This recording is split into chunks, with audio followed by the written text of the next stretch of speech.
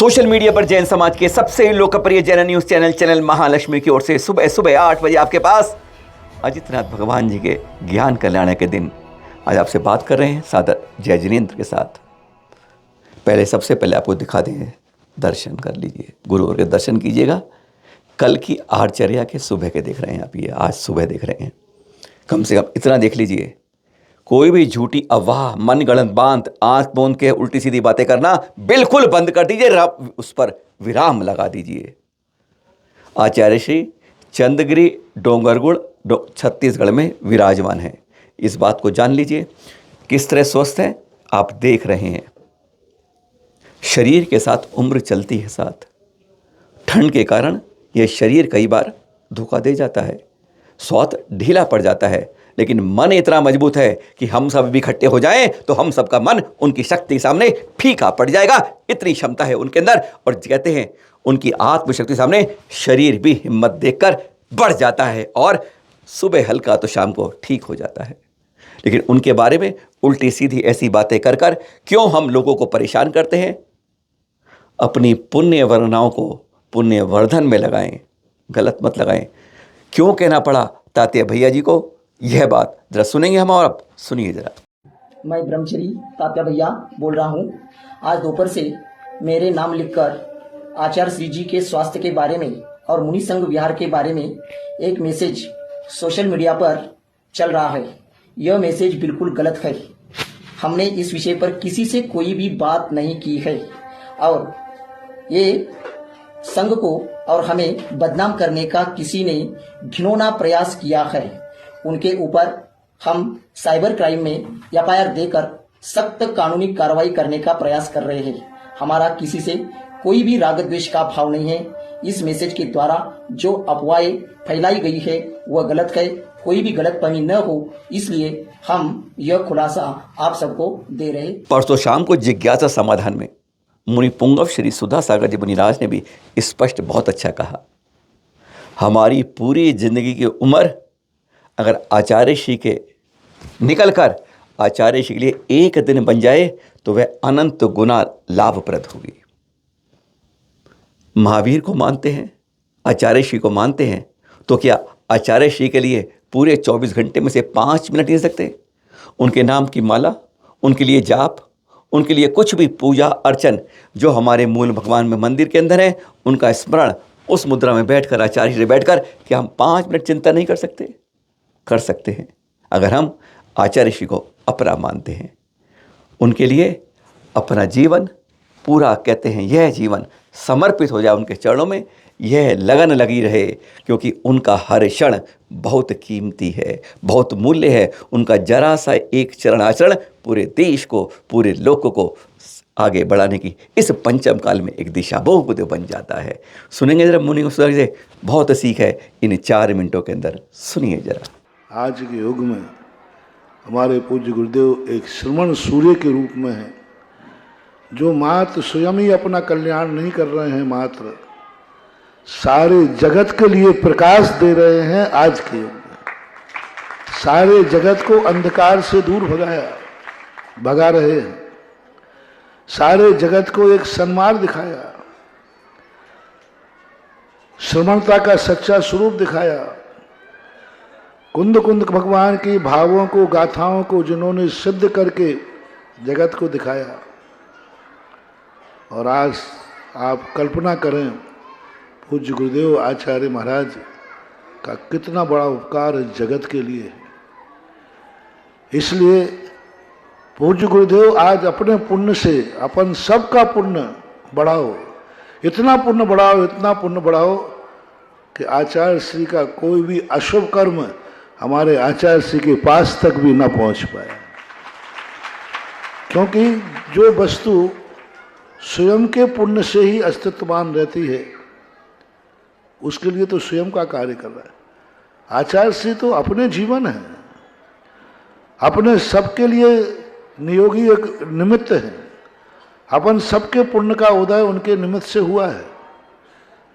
अतः अपन सब इतना पुण्य बढ़ाएं, इतना भगवान से प्रार्थनाएं करें।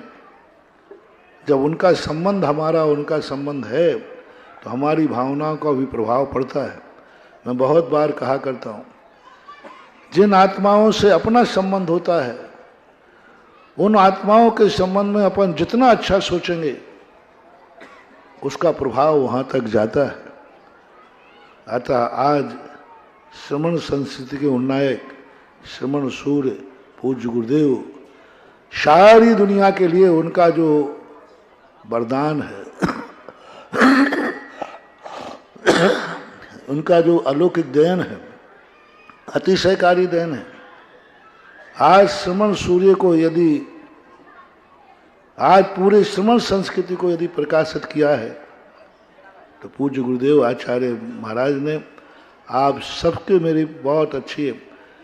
जब भी जैसे भी तुम सुनो कि आचार्य श्री के लिए थोड़ी सी भी बाधा है, अपन सबको, मुझे भी, आपको भी, सबको कोई ना कोई अनुष्ठान शुरू कर देना चाहिए। मैं तो खुद निरंतर सामायिक के बाद एक माला, एक जाप पूज्य गुरुदेव के नाम से और गुरुदेव के स्वास्थ्य के लिए तीनों टाइम फेरता हूँ। सदा एक ही भावना करता हूँ कि हमारे गुरु आचार्य महाराज सदा स्वस्थ रहें, निरोग रहें और सूर्य के समान वो सदा इस विश्व के आकाश में श्रमण संस्कृति ऊंचाई पर दमकते रहें, चमकते रहें, जिससे सारा जगत का अंधकार दूर होता रहे। पर एक व्यक्ति के कारण से ही, क्योंकि वो महाशक्ति हैं, अपन सब मिलकर के, आप लोग भी सदा आचार्य श्री के स्वास्थ्य के लिए एक माला, एक जाप अपने जीवन में आवश्यक नियम बना लो।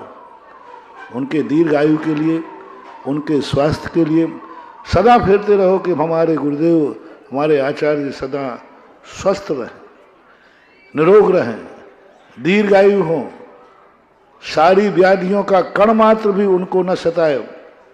यदि व्याधियां आना है तो मैं तो सदा कहता हूँ आचार्य श्री के सारे दुख मेरे ऊपर आ जाएं और आचार्य श्री सदा स्वस्थ रहें, निरोग रहें, क्योंकि अपनी उपयोगिता उतनी ज़्यादा नहीं है।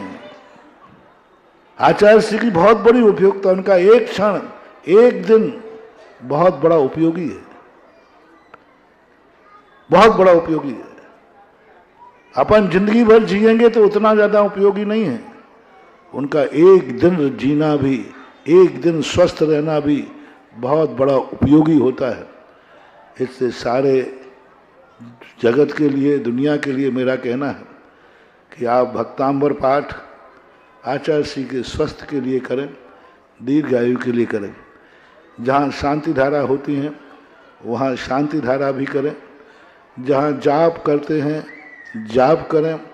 5 मिनट 24 घंटे में आँख बंद करके अपने अपने जो भगवान हों आपके मंदिरों में, उन भगवान के सामने ध्यान करके और मुद्रा, भगवान की मुद्रा और गुरुदेव की मुद्रा को ध्यान करके एक ही भावना करें कि हे भगवान, जितना जिंदगी में हमने पुण्य कमाया है, इस पुण्य के बदले मेरे गुरुदेव पूर्ण स्वस्थ और निरोग रहे।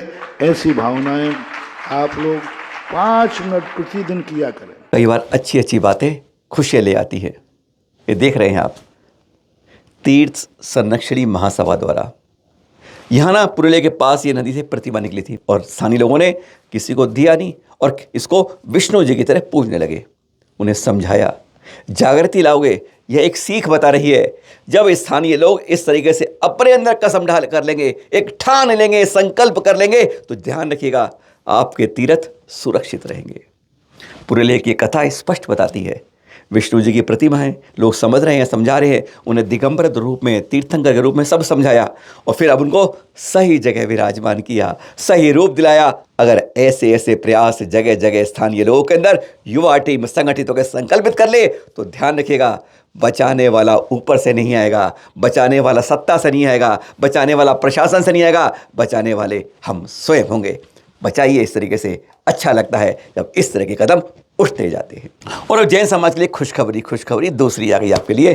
प्रतिमा मिली पारस प्रभु की और अब ये खुशखबरी है पूरे जैन समाज के लिए। इस महावीर स्वामी जी के 2550वें निर्वाण महोत्सव वर्ष के लिए अभी 18 तारीख को ना आरएसएस के दिल्ली के संघ संचालक अनिल अग्रवाल जी की अगुवाई में पूरी टीम पहुंची कविनगर गाजियाबाद।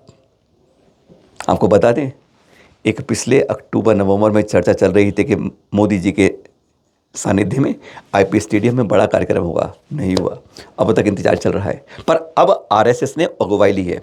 आगामी महीने फरवरी के 12 तारीख को विज्ञान भवन में राष्ट्रीय स्वयं सेवक संघ की अगुवाई में महावीर स्वामी का 2550वां निर्वाण महोत्सव मनाया जाएगा और इसके लिए उसमें मुख्य अतिथि के रूप में सानिध्य आशीर्वाद के लिए निवेदन करने आई थी अनिल अग्रवाल।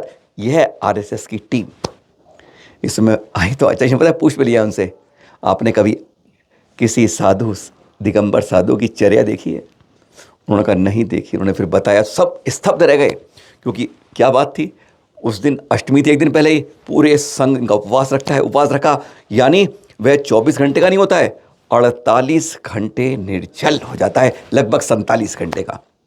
अभी मोदी जी रख रहे हैं ना उपवास, सब जानते हैं, नारियल पानी ले रहे हैं, ज़मीन पे सो रहे हैं।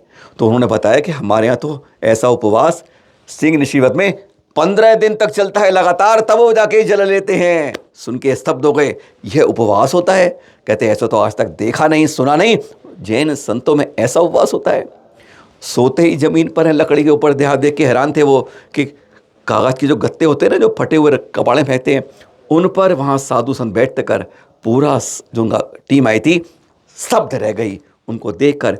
इस तपते हुए, जी हाँ, अंदर के तप से, अग्नि से तपते हुए और बाहर की बर्फ में जैसे जब ठिठुर हो रहे थे, उन सबको दिगंबर रूप में देखकर पूरी आरएसएस की टीम गदगद हो गई थी।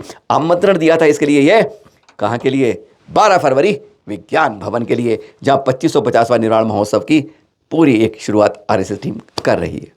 2 दिन पहले ही बताया था कि इन सर्दियों में समाधि की सूचनाएं बहुत मिलती हैं, और आज आपके पास 2 समाधि की सूचनाएं लेकर आए हैं। फिर बोलखेड़ा तपोस्थली कामा के अंदर आचार्य श्री वसुनंदी महाराज जी के सुशिष्य मुनि श्री विजयानंद जी की कल प्रातः समाधि हो गई और फिर लगभग 10-11 बजे बस अंतिम क्रियाएं की गई। दिल्ली के रोहिणी सेक्टर 11 से 19 तारीख की बात है, प्रातः लगभग 7:45 बजे की बात है, जब सन्मति सागर जी महाराज, त्रिलोक तीर्थ प्रणेता आचार्य सन्मति सागर जी की सुशिष्या गणनी आरिका सरस्वती भूषण माता जी जहाँ विराजमान है रोहिणी सेक्टर 11 में, उन्होंने अपनी शिष्या शुलिका श्री शांति भूषण माता जी को परसों 7:45 बजे के लगभग प्रातः चारों प्रकार के आहार त्याग कराए और उससे पहले उन्हें आरिका पद पर सुशोभित किया। कहते हैं अंतिम समय में हम अपने जीवन को इस चरितार्थ कर लें और रास्ते बढ़ते जाएं तो आगे के भवों को उस तरह संकीर्ण करके कम करते जाते हैं। वही भावना पाते हैं अपने। यह दृश्य देख रहे हैं आप, जब उन्हें आरिका पद की संस्कार दिए गए गणनी आरिका सरस्वती भूषण माता जी के पास से। और फिर परसों रात्रि 11:15 बजे 11:45 पर उनकी पूरे संघ के सामने नमोकाल मंत्र जपते जपते ध्यान लगाते हुए इस संसार के मोह त्याग से छोड़ते हुए समाधि हो गई। कल प्रातः बड़ा गांव शरीर ले जाके अंतिम संस्कार किए गए। चैनल महालक्ष्मी व सांध्य महालक्ष्मी दोनों के प्रति हार्दिक विनयांजलि अर्पित करता है। और आज है अयोध्या में दूसरे जन्मे तीर्थंकर श्री अजितनाथ जी का केवल ज्ञान कल्याणक।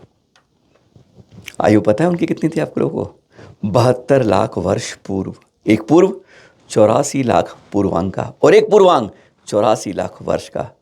84 लाख गुणा 84 लाख गुणा 72 लाख वर्ष। कैलकुलेटर में गोड़िए गुणा करिएगा, कर नहीं पाएंगे। इतनी आयु वाले थे।